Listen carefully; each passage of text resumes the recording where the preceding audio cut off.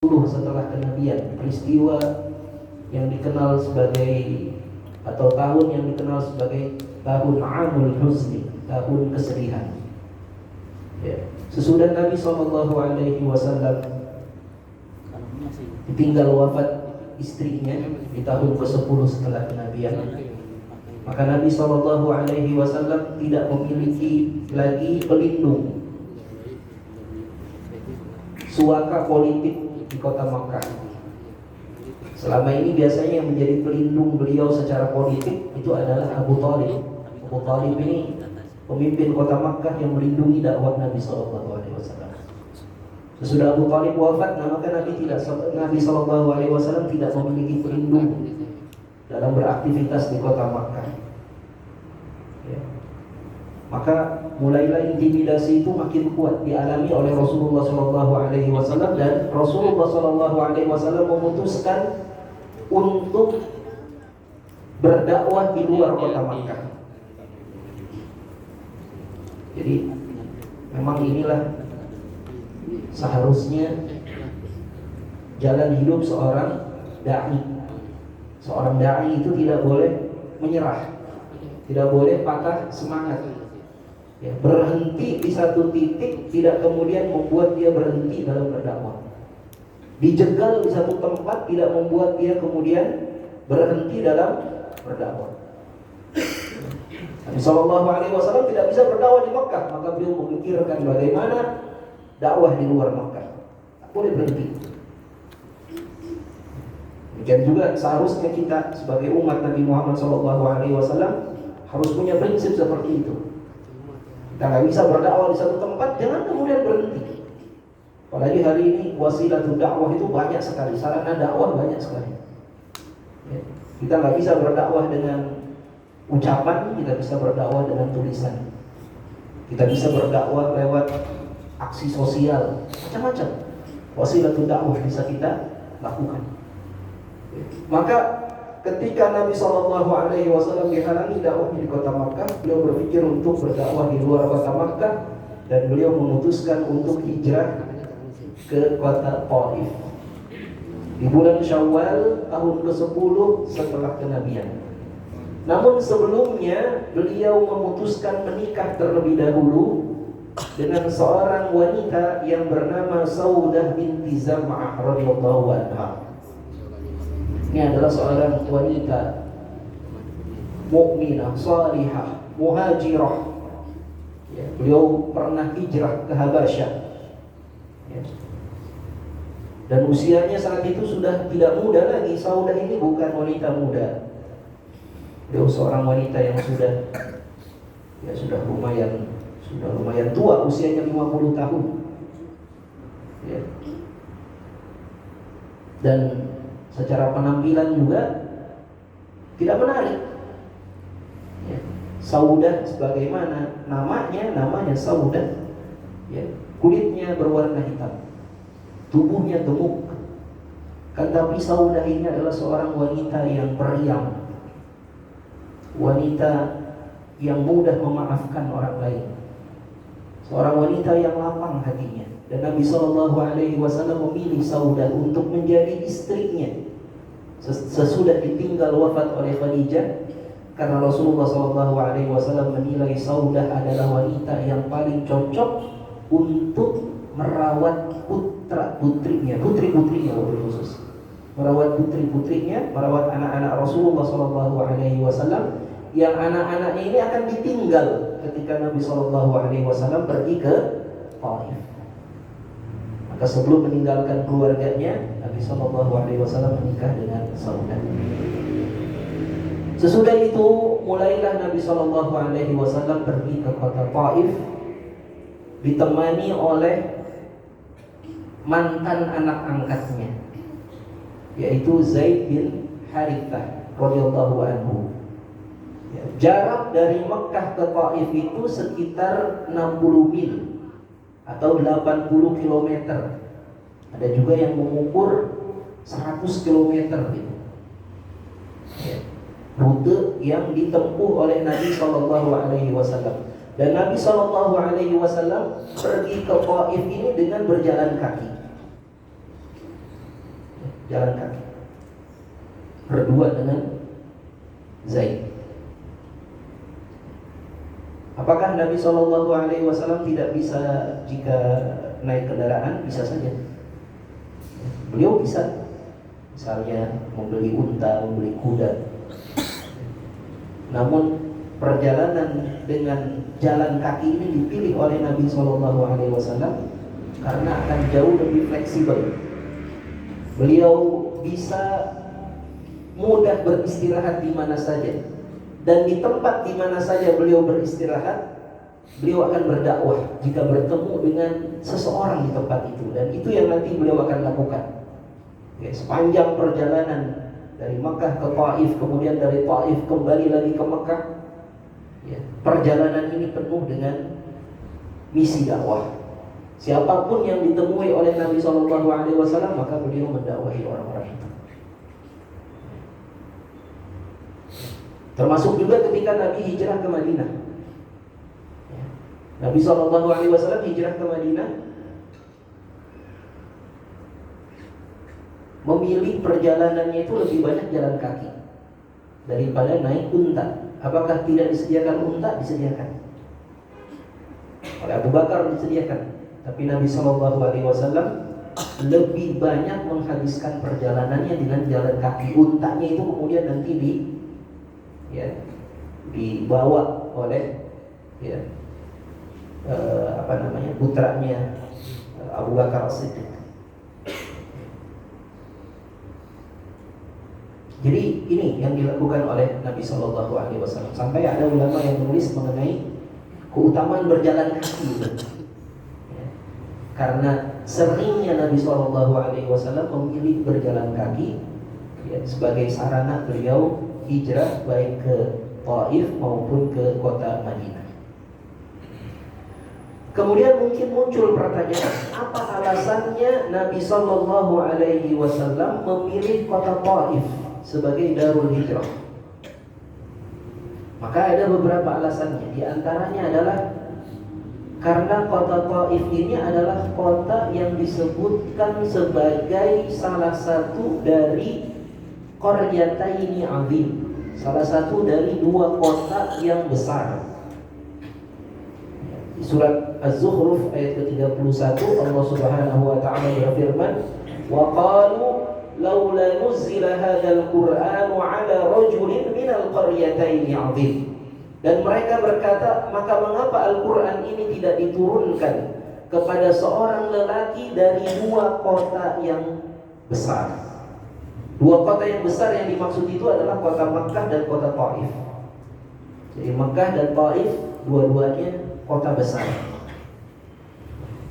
Orang-orang kafir Makkah ketika mengetahui bahwa Nabi SAW ditunjuk menjadi Nabi, mendapatkan wahyu, mereka bertanya-tanya, kenapa yang jadi Nabi itu Muhammad yang bukan orang terkenal dari dua kota yang besar? Ya. Di Mekah ada orang yang jauh lebih terkenal dari Muhammad, namanya Walid bin Al-Mughirah. Kenapa tidak Quran ini turun kepada Walid Al-Mughirah? Di Taif ada orang yang sangat terkenal, namanya Utbah bin Rabi'ah. Mengapa Quran ini tidak turun kepada Utbah bin Rabi'ah? Mereka berkata seperti itu. Mengapa Quran ini tidak turun kepada seorang lelaki dari dua kota yang agung? Nah, dua kota yang agung yang dimaksud adalah Makkah dan Taif. Kemudian alasan kedua adalah karena di kota Taif ini ada satu kabilah, namanya kabilah Bani Thaqif. Yang kabilah Bani Thaqif ini merupakan kabilah yang sangat kuat, merupakan salah satu kabilah terkuat di Jazirah Arab, yang mereka sering menjadi pesaing dari Banu Quraisy. Jadi Banu Thaqif dengan Banu Quraisy ini sering bersaing-saingan, sehingga apabila orang-orang Quraisy memiliki berhala yang mereka unggul-unggulkan yang bernama Hubal, maka orang-orang Taif juga, orang-orang Banu Thaqif memiliki berhala yang mereka unggul-unggulkan yang bernama Latta. Ya, jadi dua-duanya punya berhala unggulan itu. Dan dua berhala unggulan ini dua berhala yang sangat dihormati di Jazirah Arab. Ya. Sehingga orang-orang Arab banyak yang bersumpah dengan nama dua berhala ini, dengan Hubal maupun dengan Latta. Maka Nabi SAW berpikir, ya, apabila Quraisy tidak bisa didakwahi, mudah-mudahan Bani Thaqif bisa didakwahi. Dan apabila Bani Thaqif ini memeluk agama Islam, ini menjadi efek yang luar biasa besar bagi Jazirah Arab. Ya. Kemudian alasan berikutnya adalah karena jarak antara kota Makkah dengan Taif tidak terlalu jauh. Tentu saja jika dibandingkan dengan Madinah, ya, jaraknya tidak terlalu jauh, ya, antara 80 sampai 100 km tadi. Kemudian alasan berikutnya adalah karena kota Taif ini juga memiliki pengaruh yang sangat penting bagi penduduk kota Makkah. Pengaruh apa? Kota Taif dikenal sebagai kota perkebunan, kota pertanian. Yang kebun-kebun di kota Taif pemiliknya adalah orang-orang Mekah. Dan orang-orang Mekah biasa berwisata ke kota Taif itu. Kota Taif ini jauh lebih sejuk, jauh lebih hijau, lebih subur, ya.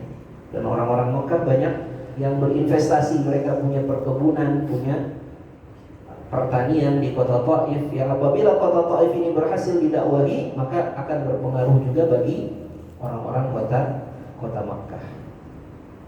Ya, jadi gambarannya seperti apa ya? Jakarta sama Bogor, ya.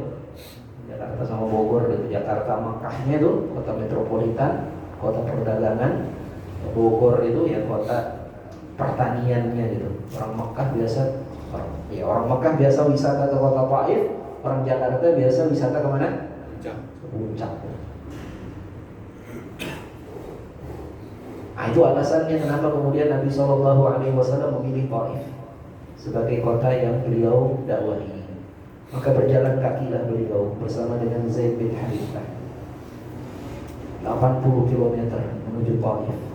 Sampai di Taif beliau menemui 3 orang pemimpin Banu Thaqif. Yang 3 orang ini saling bersaudara. Yang pertama Abdul Yalail, yang kedua Hubayb, yang ketiga Mas'ud. Ketiga-tiganya adalah putra dari Amr bin Amir Al-Thaqafi. Nabi SAW dakwahi 3 orang ini, dan 3 orang ini menolak dakwah Nabi SAW. Maka sesudah tiga-tiganya ini menolak, Nabi SAW kemudian berkata kepada 3 orang ini, kalau begitu, ya, izinkan saya tinggal di tempat ini, ya, dan tolong sembunyikan keberadaanku di tempat ini. Karena Nabi nggak memiliki suaka politik, nggak memiliki pelindung. Ya, orang-orang Mekah bisa saja datang ke kota Taif dan ingin mencelakakan Nabi SAW. Maka Nabi minta kepada 3 orang ini, tolong sembunyikan keberadaan. Ya, awalnya 3 orang ini menyanggupi, ya sudah, kamu tinggal saja di kota Taif. Akan tetapi ternyata setelah 10 hari berlalu, 3 orang ini memerintahkan kepada penduduk Taif untuk mengusir Nabi SAW. 3 orang ini memprovokasi orang-orang Taif, orang-orang Banu Thaqif, untuk menghina, mencaci maki, melempari Nabi SAW dengan batu-batu. Bahkan menyuruh anak-anak kecil juga untuk ikut melempari Nabi SAW dengan batu. Maka Nabi SAW terusir dari kota Taif sambil dilempari dengan batu. Ya. Diriwayatkan terompah beliau, ya, sepatu beliau basah dengan darah karena dilempari dengan batu. Tubuh beliau dilindungi oleh Zaid bin Harithah, sehingga tubuh Zaid bin Harithah itu luka-luka berdarah-darah. Kepala Zaid itu luka-luka berdarah-darah karena dilempari batu. Beliau berjalan keluar dari kota Taif. Bayangkan, ini lelaki yang mulia, lelaki yang setiap hari kita bersalawat atas namanya, pernah dilempari batu untuk mendakwahkan Islam ini sampai berdarah-darah kaki beliau. Beliau keluar dari kota Taif dalam keadaan terhina, dilempari batu sejauh 1 kilometer. Sampai akhirnya beliau berlindung di sebuah kebun anggur atau kebun kurma milik seorang tokoh yang bernama Utbah bin Rabi'ah, tokoh kafir. Dia masuk ke situ. Beliau tidak tahu bahwa ini kebun milik Utbah. Dia masuk ke situ. Beliau berlindung di situ. Dan Utbah menyaksikan Nabi SAW masuk ke kebunnya. Dan muncullah perasaan iba dalam hatinya. Dan kemudian dia memerintahkan budaknya yang bernama Addas untuk memberi makanan dan minuman kepada Nabi SAW. Diperintahkanlah Addas untuk mendatangi Nabi SAW. Selama Nabi dilempari batu itu dan beliau berlindung di dalam kebun, Nabi SAW berdoa kepada Allah Subhanahu wa Ta'ala. Ini doa yang menunjukkan iftiqar, perasaan butuh kepada Allah Subhanahu wa Ta'ala. Jadi kita ketika berdoa itu tidak harus spesifik, Pak, nggak harus spesifik. Bahkan doa yang terbaik itu adalah doa yang menunjukkan kita itu butuh betul kepada Allah. Doanya Nabi Yunus ketika berada di dalam perut ikan paus, doanya apa, Pak? La ilaha illa anta subhanaka inni kuntu minadh dhalimin. Padahal Nabi Yunus ada di perut ikan paus, harusnya berdoa, ya Allah, selamatkan aku dari kegelapan ikan paus ini, keluarkan aku dari perut ikan paus. Harusnya kan doanya begitu ya, spesifik. Tapi Nabi Yunus tidak berdoa begitu. Nabi Yunus berdoa menunjukkan kerendahan dirinya itu di hadapan Allah Subhanahu wa Ta'ala. La ilaha illa anta, tidak ada Tuhan selain Engkau ya Allah. Subhanaka, maha suci Engkau ya Allah. Inni kuntu minadh dhalimin, aku ini orang zalim ya Allah. Doanya Nabi Musa alaihissalam ketika Nabi Musa alaihissalam terusir dari negeri Mesir. Beliau sempat memukul seorang penduduk Mesir karena membela kehormatan Bani Israel. Dipukul orang Mesir itu sampai mati, dan kemudian dia terusir dari kota Mesir, terlunta-lunta di padang pasir sendirian, gak ada makanan, gak ada minuman. Apa doanya Nabi Musa alaihissalam? Apa Nabi Musa kemudian berdoa, ya Allah, turunkan makanan dari langit, keluarkan air dari bawah tanah. Nabi Musa berdoa, Rabbi inni bima anzalta ilayya min khairin faqir. Ya Allah, sesungguhnya aku ini sangat butuh terhadap kebaikan darimu ya Allah. Menunjukkan butuh, gak ada yang diharapkan kecuali Allah. Nah, itu bahkan doa yang paling mujarab itu, Pak. Doa ketika kita berada di puncak harapan kita gak berharap lagi kecuali kepada Allah. Kalau ketika kita berdoa masih ada dalam pikiran kita, oh kayaknya hanya ada di jalan keluar yang lain, kayaknya ada nih teman saya yang bisa saya pinjemin 100 gitu, kayaknya ada nih tabungan saya yang masih saya simpan di bank. Ketika kita berdoa, kita masih bertawakal kepada selain Allah, kita masih gantungkan urusan kita kepada selain Allah. Nah, itu doa itu gak akan istijabah. Tapi doa itu akan betul-betul istijabah, akan betul-betul mustajab, dikabulkan oleh Allah ketika kita sudah betul-betul menaruh harapan hanya kepada Allah Subhanahu wa Ta'ala. Gak ada harapan lain kecuali kepada Allah. Maka coba lihat ini doanya Nabi SAW. sudah dilempari batu, Nabi nggak berpikir apa-apa kecuali mengharapkan pertolongan Allah. Allahumma ilaika ashku da'fi quwwati. Ya Allah, sesungguhnya aku hanya mengadukan kepadamu lemahnya kekuatanku, wa qillata hilati, kurangnya daya upayaku, wa hawani 'alan nas, aku adukan kepadamu ya Allah kehinaanku di hadapan manusia, aku dihina di hadapan manusia. Ya Arhamar Rahimin, ya Allah yang Maha Penyayang. Anta Rabbul Mustad'afin, engkaulah Tuhan Rabb penolong orang-orang yang lemah. Wa anta Rabbi, dan engkau adalah Tuhanku. Ila man takiluni, kepada siapa kau akan serahkan nasibku. Ila ba'idin yatajahhamuni, apakah kepada orang jauh yang mereka bermuka muram kepadaku. Am ila aduwin mallaktahu amri, atau kau akan serahkan aku kepada musuh yang akan menguasai diriku. Terserah engkau saja ya Allah. In lam yakun bika alayya ghadabun fala ubali, selama engkau tidak murka kepadaku, aku enggak peduli ya Allah. Terserah kau mau serahkan aku kepada siapa. Walakinna afiyataka hiya awsa'u li, akan tetapi sesungguhnya afiahmu itu lebih luas untukku. A'udzu bi nuri wajhika alladhi asyraqat lahu dhulumat, aku berlindung kepada cahaya wajahmu yang menyinari kegelapan.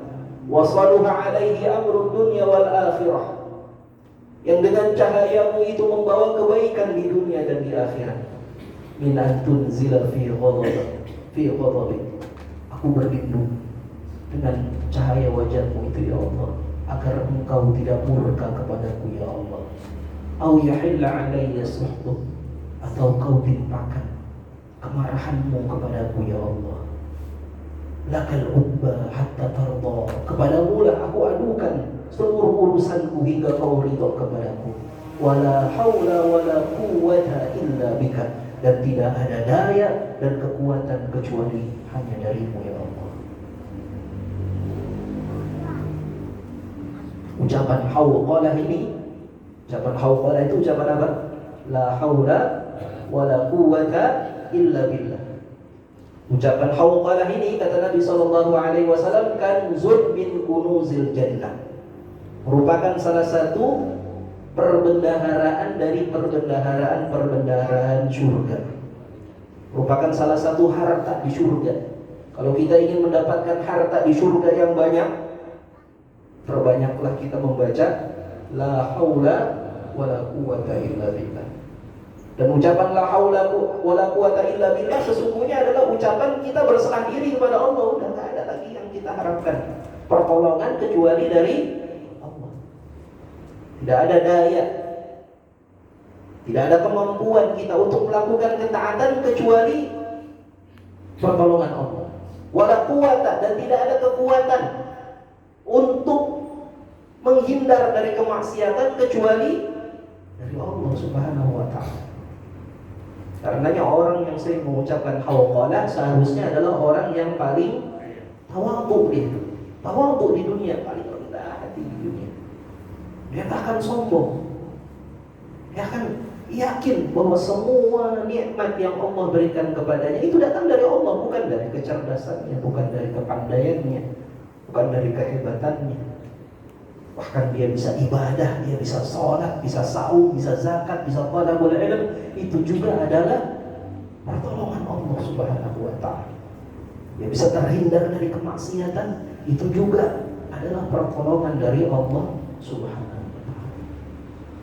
Jadi ini doa yang luar biasa indah yang Nabi SAW baca di masa-masa kritis yang beliau alami di fase dakwah, ya, sebelum beliau hijrah ke kota Madinah.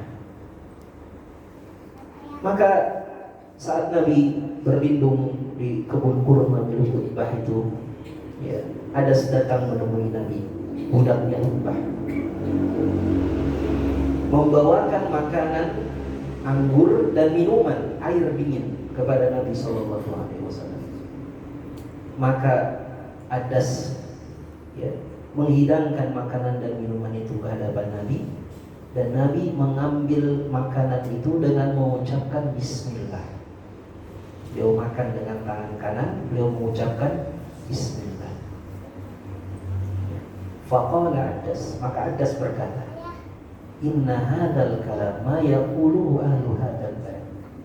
Sesungguhnya ucapan ini, ucapan bismillah ini bukanlah ucapan yang biasa diucapkan oleh orang-orang di negeri ini.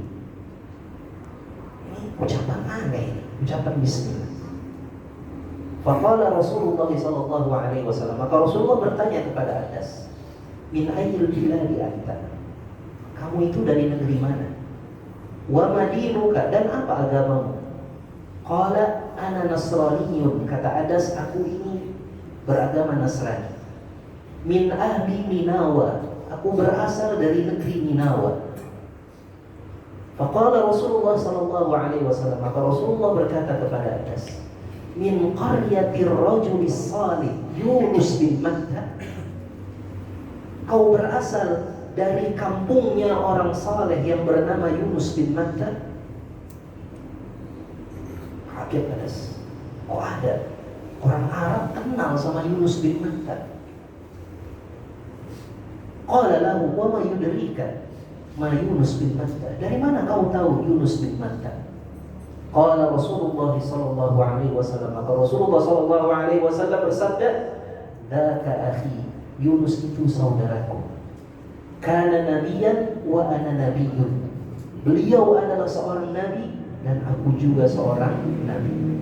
Fa akaba Adas ala ra'si Rasulillah sallallahu alaihi wasallam wa yadayhi wa rijlaihi muqabbiluha. Maka Adas kemudian mengecup kepala Rasulullah sallallahu alaihi wasallam, dan merengkuh kepala Nabi, merengkuh tangan kakinya dan mencium kepala Nabi sallallahu alaihi wasallam. Mencium kepala orang saleh, bukan mencium kepala paus, bukan. Udah tahu tokoh kafir dicium-cium kepalanya gitu.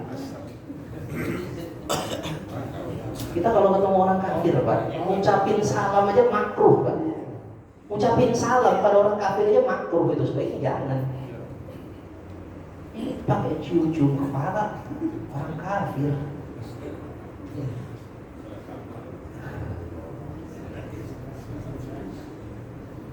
Dia bilang ini masjid bukan cuma milik umat Islam, tapi milik seluruh agama. Itu ganti aja namanya, bukan masjid, gedung serbaguna. Kalau milik seluruh agama ya gedung serbaguna namanya, bukan masjid. Kalau masjid itu lillah, milik Allah, bukan milik siapa-siapa. Nah ini Adas kaget gitu ketemu dengan Nabi Sallallahu Alaihi Wasallam, kenal dengan Yunus bin Matta dan tahu bahwa Yunus bin Matta itu adalah seorang nabi. Coba perhatikan, Pak. Dari mana pertama kali Adas itu tertarik dengan Rasulullah SAW? Dari melihat adab makannya Rasulullah SAW. Rasulullah makan pakai tangan kanan, baca basmalah. Itu yang membuka percakapan pertama kali. Maka di antara hikmahnya kata para ulama, jangan pernah kita meremehkan adab-adab Islam seringan apapun, sekecil apapun, seremeh apapun dalam pandangan kita. Hatta itu adab makan gitu, yang kita anggap mungkin remeh, itu makan pakai tangan kanan, baca basmalah, mungkin remeh. Tapi ternyata adab yang kita anggap remeh itu bisa menjadi jalan menuju hidayah bagi siapa?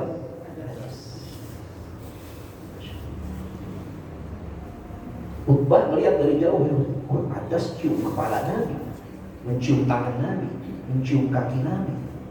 Ada apa ini? Maka sesudah Adas kembali ditanya, Adas, apa yang kau lakukan? Kata Adas, aku mengikuti agama orang itu. Maka Adas dimarah-marahi oleh majikannya, celaka. Sungguh dia itu orang yang tersesat. Tapi enggak. Adas bersikeras tetap dalam agama Nabi Muhammad Sallallahu Alaihi Wasallam. Jadi Ikhwatan iman rahimakumullah, dakwah ke kota Taif hanya menghasilkan satu orang pengikut, yaitu siapa? Tes. Pertanyaannya, apakah dakwah ke kota Taif gagal? Enggak, Pak. Dakwah itu tidak dianggap gagal hanya karena tidak ada pengikut. Bukan karena kemudian gak ada followernya, gak ada subscribernya, gak ada viewernya. Oh, gagal nih dakwah. Atau sebaliknya, oh banyak pengikutnya, banyak yang nonton nih, banyak subscribernya, dakwahnya berhasil. Enggak, salah itu.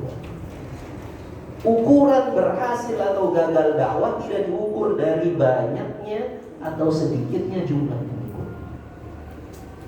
Ukuran berhasil atau gagalnya dakwah diukur dari apa? Dari seberapa istiqomah seorang dai itu menyampaikan kebenaran. Selama dai itu menyampaikan al-haq, menyampaikan kebenaran sesuai dengan apa yang difirmankan Allah Ta'ala, maqala Allah wa maqala Rasul, sesuai dengan apa yang disampaikan oleh Allah Ta'ala, disampaikan oleh Rasulullah SAW, dia konsisten menyampaikan itu.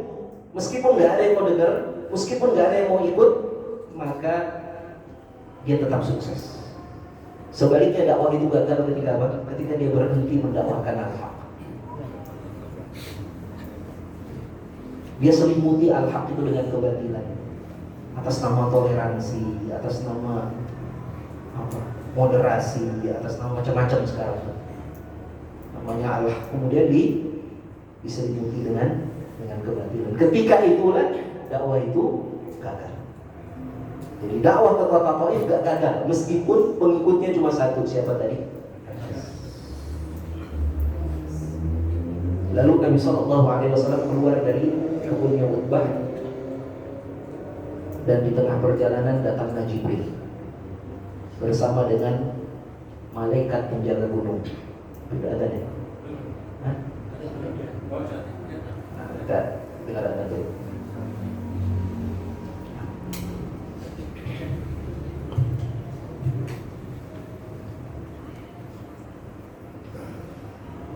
Allahu Akbar, Allahu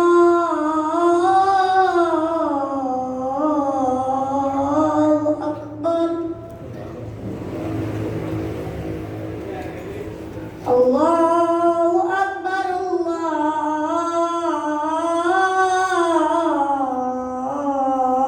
Allahu Akbar. Asyhadu an la ilaha illallah.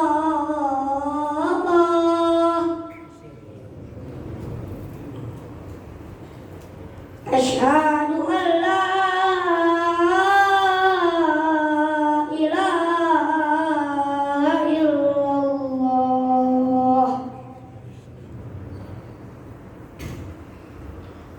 Asyhadu anna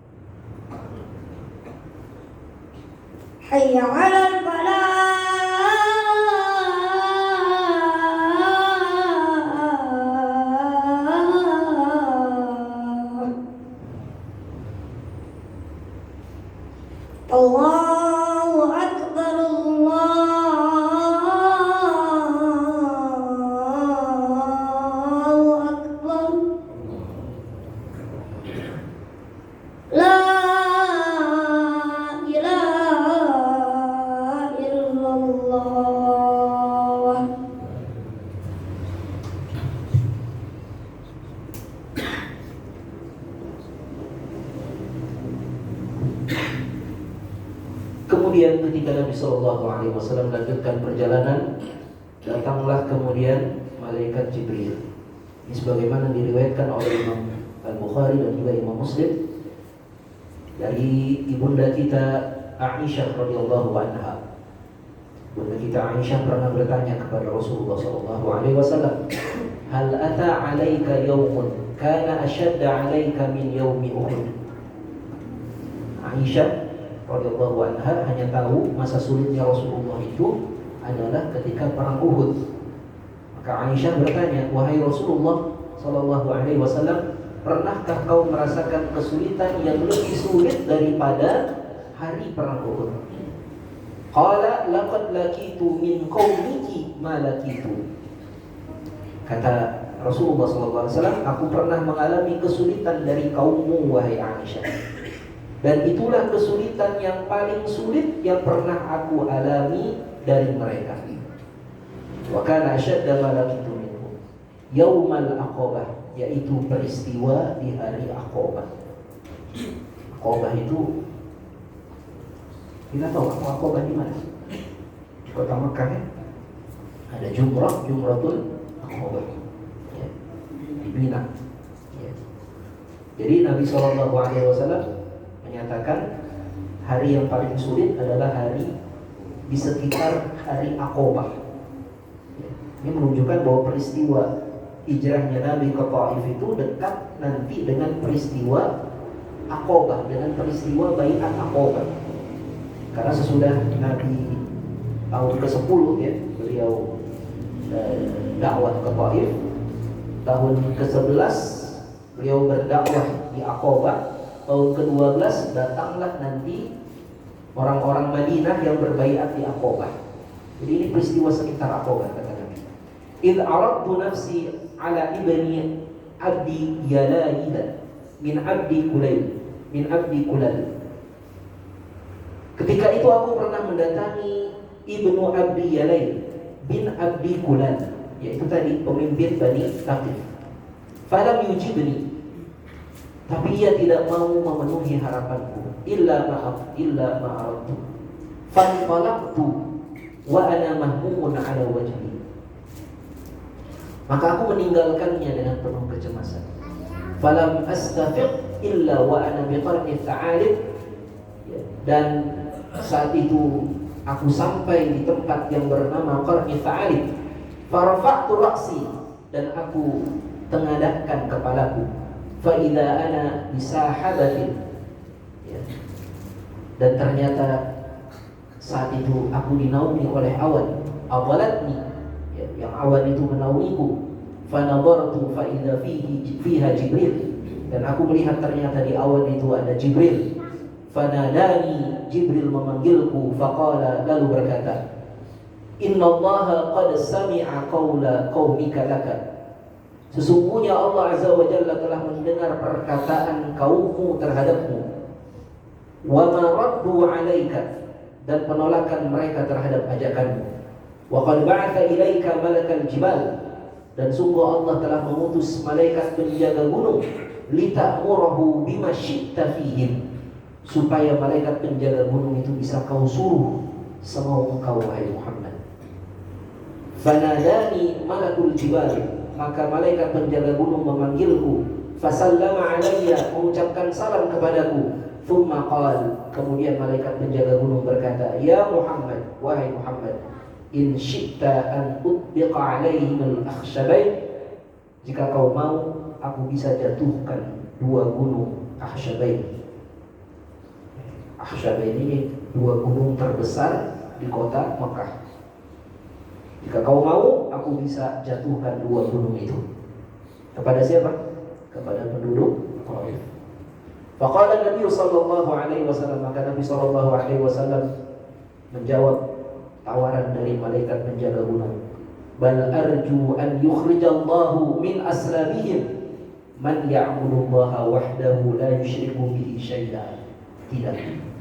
Namun aku berharap semoga Allah Ta'ala mengeluarkan dari keturunan mereka orang-orang yang menyembah Allah saja dan tidak menyekutukan Allah dengan yang lainnya.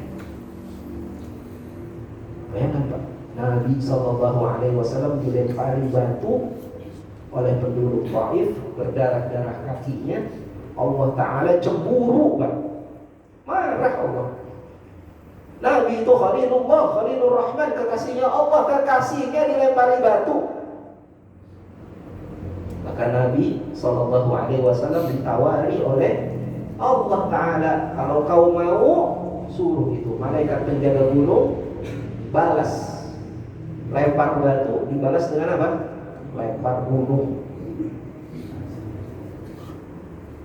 Kalau Nabi kita bukan Nabi Rahmah, bukan Nabi yang penuh kasih sayang, iya deh, udah kurang ajar, udah lemparin batu, lemparin gunungnya. Tapi Nabi berdoa apa? Aku berharap Allah keluarkan dari keturunan mereka orang-orang yang tak menentukan Allah. Aku berharap Allah berikan hidayah kepada keturunan mereka. Terbukti tak doanya Nabi? Terbukti. Sesudah Nabi SAW wafat, dan yang menjadi pengganti Rasulullah SAW adalah Abu Bakar As-Siddiq, terjadi gelombang riddah, gelombang kemurtadan. Banyak negeri-negeri yang dulu sudah ditaklukkan oleh kaum muslimin di masa hidupnya Rasulullah SAW, negeri-negeri tersebut kemudian murtad. Mereka keluar dari agama Islam. Hanya tinggal tersisa 3 negeri yang penduduknya masih konsisten di dalam agama Islam: Makkah, Madinah, dan Taif. Kota-kota yang lain banyak yang murtad, ikut nabi-nabi palsu. Bahkan yang paling dahsyat itu kan fitnah nabi palsu yang bernama Musailimah itu. Kenapa? Luar biasa. Karena Musailimah ini memang orang hebat, tubuhnya besar, dia tukang sihir, umurnya juga panjang, umurnya 80-90 tahun. Tapi badannya masih besar, masih kuat. Orang-orang terkesima itu dengan karismanya Musailimah, dan banyak itu pengikutnya Musailimah Al-Kadzdzab. Sehingga ketika terjadi perang Yamamah, itu perang melawan Musailimah Al-Kadzdzab, itu banyak para sahabat yang kemudian juga mati syahid karena pasukannya Musailimah itu banyak sekali, besar sekali. Kota Taif ini termasuk kota tauhid. Ya sampai hari ini, ya penduduknya itu didoakan oleh Nabi SAW menjadi penduduk yang bertauhid. Nah ini sekali lagi menunjukkan apa tadi? Menunjukkan kasih sayangnya Nabi SAW kepada umat manusia. Kemudian Nabi jalan lagi, sampailah di tempat yang bernama Wadi Nakhlah. Di Wadi Nakhlah ini Nabi sempat bermalam dan kemudian melaksanakan sholat malam. Dan saat beliau membacakan Al-Quran, bacaan Al-Quran Nabi didengar oleh segolongan jin. Yang rombongan jin ini ketika mendengar bacaan Al-Quran ya, dibacakan oleh Nabi SAW, mereka panggil teman-temannya yang lain. Coba dengarkan ini bacaan apa ini? Dan kemudian akhirnya masuk Islam lah ini serombongan jin di Wadi Nakhlah. Ya, wa id sarafna ilaika nafara minal jin yastami'una al-Qur'an falamma hadaruhu qalu ansitu. Ketika mereka hadir mendengarkan bacaan Quran Nabi, mereka berkata, "Diam, coba dengarkan, simak." Falamma qudiya wallau ila qaumi mundirin. Sesudah bacaan Al-Quran itu selesai, mereka kembali kepada kaumnya, mereka beri peringatan kepada kaumnya. Qalu ya qaumana inna sami'na kitaban unzila min ba'di Musa. Wahai kaumku, sesungguhnya kami baru saja mendengar satu kitab yang turun sesudah turun kepada Musa. Musaddiqan lima baina yadayhi, membenarkan wahyu sebelumnya. Yahdi ilal haqq wa ila tariqin mustaqim, memberi petunjuk kepada kebenaran dan kepada jalan yang lurus. Ya qaumana ajibu da'i Allah, wahai kaum kami, kata Raja Jin tadi ya, sambutlah seruannya dai Allah ini. Wa aminu bihi, berimanlah kepadanya. Yaghfir lakum min dunubikum wa yujirkum min adzabin alim. Niscaya Allah akan ampuni dosa kalian dan melepaskan kalian dari azab yang pedih. Jadi hasil dakwahnya Nabi ke Taif tadi, pertama Adas, kedua siapa? Jin. Sekali lagi, gagal atau tidak nih dakwahnya Nabi? Karena ukuran berhasil atau gagalnya dakwah tidak diukur dari banyaknya pengikut, tapi seberapa konsisten kita menyampaikan kebenaran. Nah, ini juga jadi pelajaran bahwa jin ini ada di sekitar kita. Ini bagian dari akidah Ahlus Sunnah wal Jamaah. Kita meyakini ada jin di sekitar kita yang mereka bisa merasakan kebaikan yang kita lakukan, dan kita nggak boleh takut kepada mereka, nggak boleh. Sebaliknya mereka lah yang seharusnya takut kepada kita, karena kita adalah makhluk yang Allah ciptakan lebih mulia, lebih agung daripada mereka. Ya. Jadi manusia makhluk yang paling agung, lebih mulia daripada jin. Nggak boleh kita takut pada jin. Ya. Maka bacalah Al-Quran di rumah-rumah kita apa? Supaya apa? Supaya jin yang ada di rumah kita, jin yang ada di sekitar kita. Ya, bahkan ketika kita lahir memang sudah disediakan jin itu, namanya jin apa? Jin qarin, ya. Itu hadis sahih itu. Para sahabat tanya, apakah kamu juga punya qarin ya Rasulullah? Kata Rasulullah, ya aku juga punya qarin. Tapi aku sudah menumbuhkan qorinku itu sehingga qorinku itu tidaklah menyuruh aku kecuali kebaikan.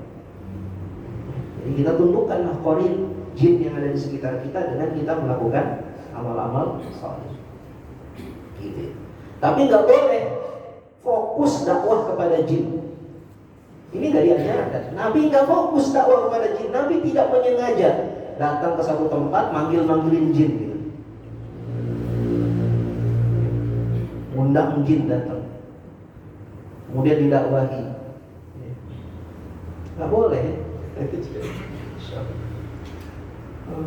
Ada orang mengaku saya ini dai khusus jin, dai khusus spiritual.